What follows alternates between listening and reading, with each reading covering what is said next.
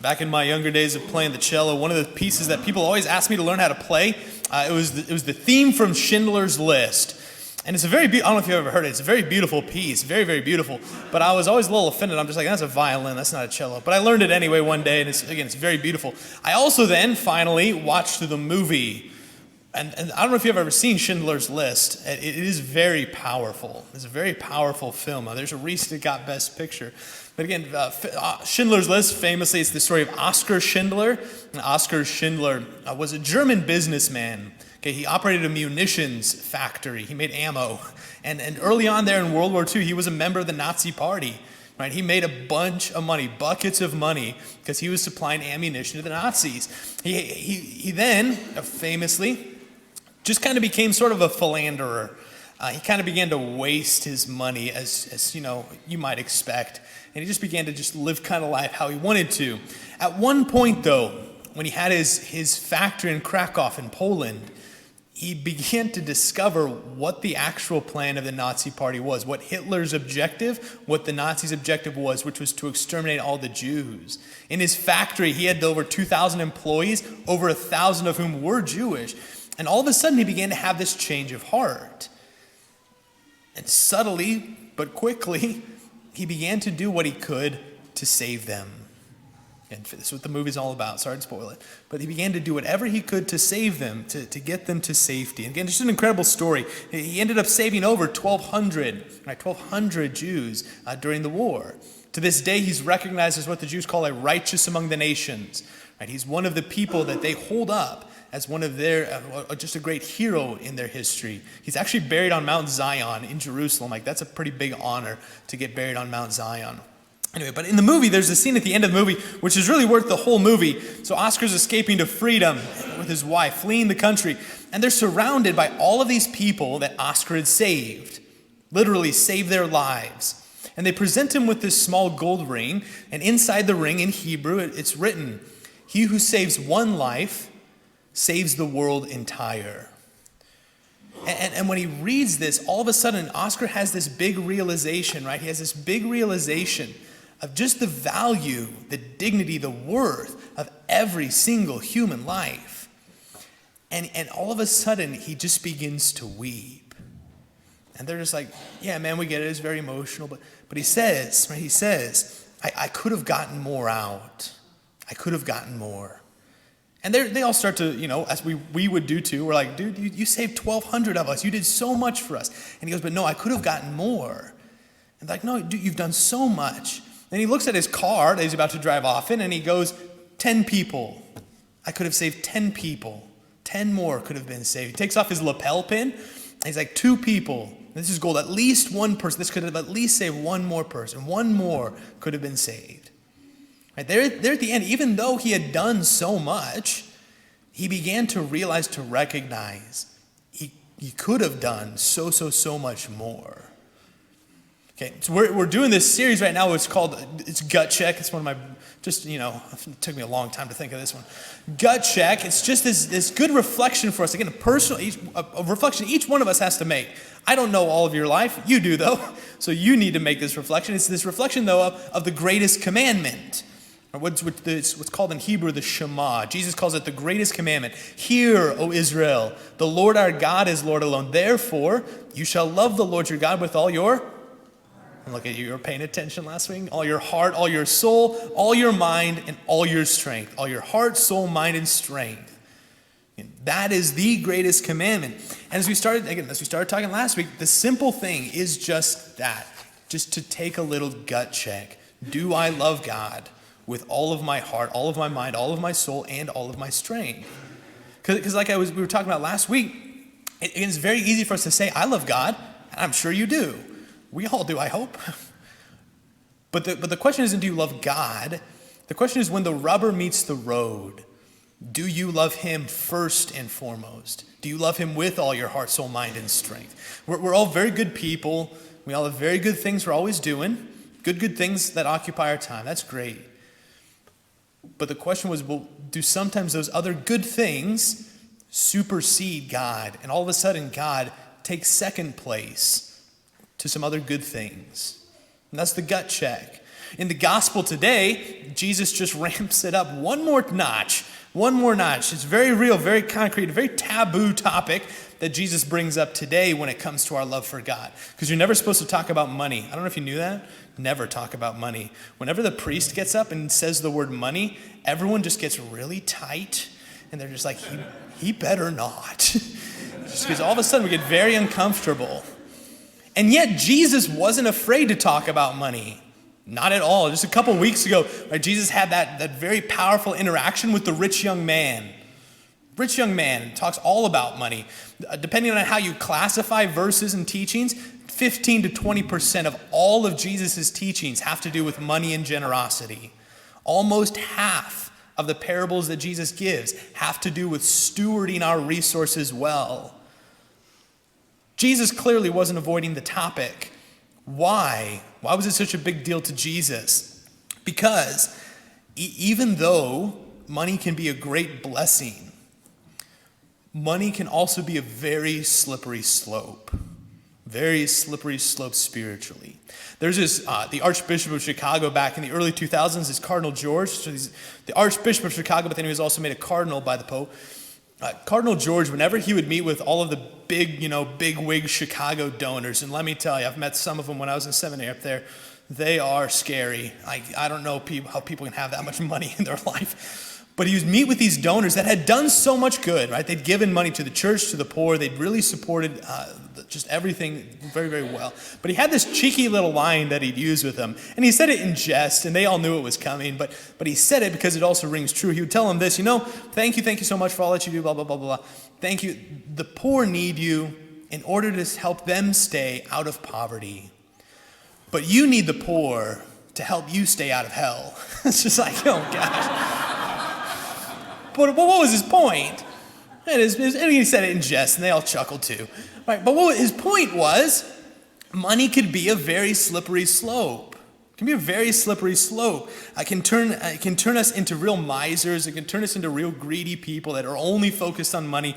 And money can turn us into, what can I get? How much can I do for myself? What can I get for me? Instead of the real point of our faith, which is how can I give? How can I be a person of generosity and love?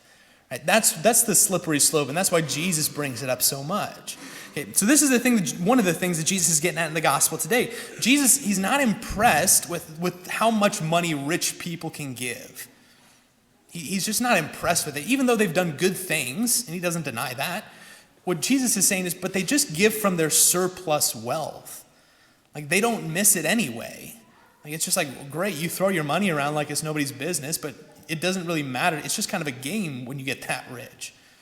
What Jesus points out is this poor little lady, this poor little widow, who throws in literally 2 cents. Like, the money amount in the Greek, it's so little, like cents is even too much money. She throws in $0 and 0 cents, essentially. But Jesus says she wins. Why? Because she gave generously.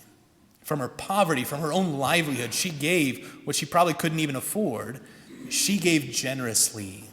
And that's what Jesus points out for us. It's not dollar amounts. Jesus points out generosity. Okay.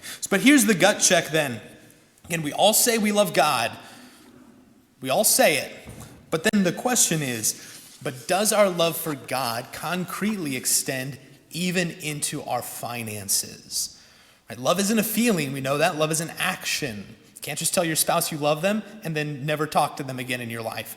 Right? Love is an action. It's concrete. So when it comes to our love for God, does our love for God extend into every single part of our life or just some parts? Does it extend even into, even our finances? For me, in Scripture, I've always, and in the Bible, I've always found it very helpful, just that biblical concept of the tithe. For me personally, that's always just been very helpful. Tithe is just a fancy word for tenth, which is just 10%. That's always been a very helpful space for me. I think I've told you this before. I know this. I got my first check there in high school, my high school job, making buckets of money, probably like, $111 for a whole 2 weeks worth of work. And my dad shows me how you move the decimal point over one spot. And he's like, that's how 10% works. And I was like, what are you talking about, man? That was the challenge, right? Again, I find it helpful for me because then I know that I'm giving back to God first. I know that I'm giving whatever it is, I give back to him first. The first thing is him, and then my budget can then flow from there. Like, take the 10% off, and then we'll start working with what we got. Again, I think that's very helpful, because then whatever it is, 10% goes back to God, to the church, to the poor, however you want to work it. Again, whether it's all 10% back to a church, whether some of it's to the church, some of it's to a charity, some of it's to the poor, whatever it is, I've always just found that to be a helpful baseline for me. That if I'm doing my taxes at the end of the year and 10% isn't there, I go, I need to look at my life. I need to figure out what's wrong with myself. Okay. But then what do you think about when you start using the 10% figure? What comes to your mind? That's a bunch of cash, Father. What are you smoking? Like, what are you talking about, man? Do you know how much 10% is, Father? I do, thanks. I'm good at math. But no, again, I don't. But I think the real challenge for a lot of us, again, I'm trying not to make blanket statements, but I think a challenge for a lot of us isn't so much the dollar figure amount, whatever that is. I think the challenge is the challenge of lifestyle. For a lot of us, I think it's just the challenge of lifestyle. We're already stretched thin, paying for a house we can barely afford, paying for cars we can barely afford, paying for things for our kids that maybe they need, maybe they don't, brand clothes, I don't know if you need, but whatever it is, we find ourselves stuck, challenged at the level just of lifestyle. There's a certain lifestyle we want to live. And we all want to be I don't think anybody here wants to be a miser. Probably not. We all want to be generous people. And yet the concrete challenge comes simply at the level of our lifestyle. And so, but that's why I find that concept of tithing so helpful for me. Because it just helps me to say, this goes to God, and then we'll start working on my lifestyle second. So here at the parish then, just to give you a little reassurance, I work very hard to make sure that we steward our resources here well and what's given to the church well. You all get the annual report, so you've seen that. One thing that you may not see very clearly, though, in the annual report, even though there's the line item for it, is what we can do within our community, especially for those people in our community that may get turned down by others, even other churches, other organizations in our community. I mean, just this past month, our parish was able to help a family get out of a situation of domestic violence, right? Get a mom and her kids to a place of safety. Why? Because you've been generous. And when it comes to our parish and our financial place, we can just take care of that. We don't need to be thinking about it. It's just like, yeah, boom, done, easy. You've helped people, our parish has helped people get out of crisis situations to make sure their lights stay on, to make sure their car is fixed so they can keep getting to work and supporting their family, on and on and on. So there's all that our parish is able to do. And while that's all good, to look at all the good things we can do with what's given to us, that's not the whole point Jesus is making, or even the biggest point. Right? The biggest point that Jesus is doing is going one level deeper. Jesus isn't saying, hey, I need you to give X number of dollars to help X thing. Jesus is saying, I just need you to give. Period. I need you to be generous. I need you to grow in generosity. I need you to grow in love. And that's a concrete action. And that's what Jesus is getting at. Oscar Schindler, go back to him. Oscar, again, he didn't break down, he didn't begin crying because he didn't give a lot of money. Oscar gave a bunch of money. Oscar broke down and began to cry because he recognized he could have been more generous. Easily could have been more generous. He recognized he wasn't a generous person. Even though he'd done so much and everyone told him that, he recognized, I'm not as generous as I wish I could be. Right? It's not about here's X number of dollars that you have to hit. Fundamentally, the principle that each one of us has to work with is generosity. The standard is generosity. The standard is love. Okay, but then we have to keep it practical. We have to keep it practical.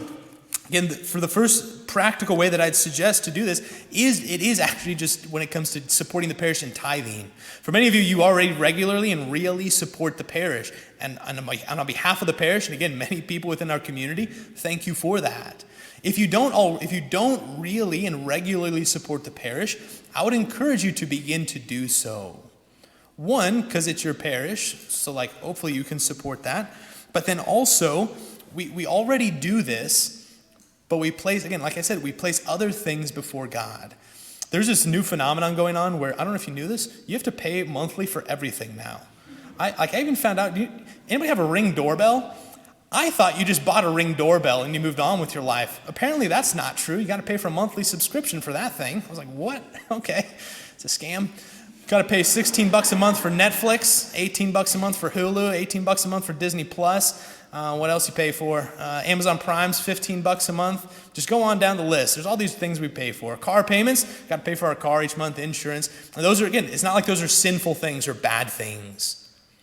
But then the question that each one of us, the gut check that each one of us has to make then is, do my lifestyle monthly payments supersede what I give back to God?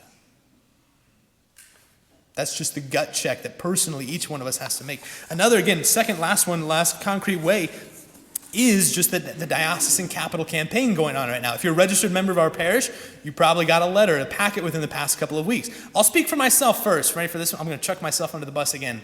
Don't send this video to Bishop Kemi, okay? When I got that letter and I saw that number on my letter, I was like, what are you talking about? I was like, what's going on here? And yet, I recognized then within myself, my challenge wasn't so much, can I afford that? The question was, am I going to be generous and respond? Again, the number that you got in your letter, it's just a number. There's zero expectations. Some of this was guesstimating. So some people, you're going to be like, that is way too high. What are you talking about? Some people are like, oh, I thought you were going to ask me for 3 times that much. I don't care what the number is. The question always is, my bishop, the leader of our diocese, of our local church, is asking me to respond in generosity. How can I do that? Okay, that's what I'll say about that. So this is the gut check. This is the huge gut check. Whenever money gets involved, the gut check, all of a sudden, we shift from, man, Father Michael preaches such nice homilies. We like listening to that guy. He's so nice. All of a sudden it goes, Father, you better not talk about that. Why? Because it begins to touch on our real life really fast. And that can get uncomfortable. And yet, when it comes to love, it always has to be concrete. It has to be real. Right? So last little thing, just to throw this in. Again, I don't, just keep it honest and practical. Like whether that's you thinking about it personally, or if you're married, you gotta talk to your spouse about this, pray about this, and think about this with your spouse too. But you have to then think and ask the question and make that gut check. Right? How are we doing when it comes to giving back to God first? And I did the math, very good at math. Anybody know what the average income in Rice County is? 60, good job. 60,000 a year, great. Average household income, 60 a year. So a great place to start. Again, it's just a benchmark. Again, there's zero expectations. But the helpful benchmark is, how close am I, how close is our family to giving $6,000 a year back to the church, to other charities, and to other people in need? It's a scary number, I know, and yet that's a helpful place just to begin. Again, Jesus doesn't give us any fixed number. Jesus simply says generosity. Okay, so when you're thinking about this and praying about this, go back to the poor widow in the gospel and go back to Oskar Schindler. Okay, the poor widow, she gave $0. She gave 2 cents. And yet she was generous. She truly lived generosity. Oskar Schindler, he gave buckets of cash, so much money, and yet he recognized that he wasn't generous. It's not about the dollar amount. I'm never going to ask you for your W-2. I don't care. I don't care how much you make. The question each one of us has to make, the question each one of us personally has to reflect on, the gut check that each one of us has to do is, am I working towards that generosity that the Lord asks of us? Okay, and that's the gut check. I say I love God, but does my love for God extend even into my finances? Am I giving back to God last or first? Do I give back to God from my leftovers? Or do I give back to God, like this poor widow, do I give back to God from my livelihood?